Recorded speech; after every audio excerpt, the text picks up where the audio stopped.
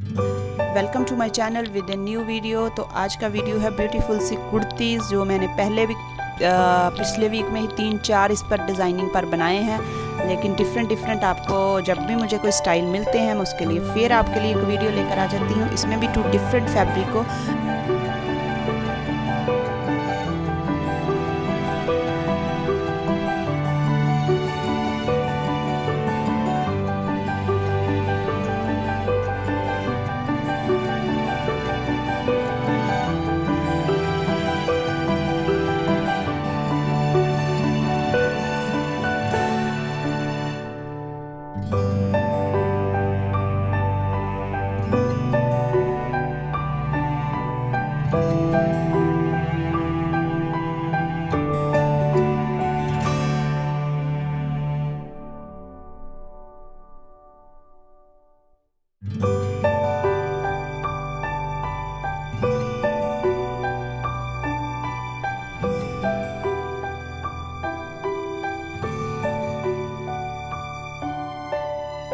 पिछले वीडियोस नहीं देखे तो उसका लिंक भी मैं डिस्क्रिप्शन में देने की कोशिश करूँगी, वो भी देखिए। मैंने 2 डिफरेंट फैब्रिक से और 3 डिफरेंट फैब्रिक से आप अपनी कैसी कुर्ती ड्रेसेस तैयार करवा सकते हैं वो मैंने पहले वीडियो बनाए हैं जो आपने बहुत पसंद किए थे।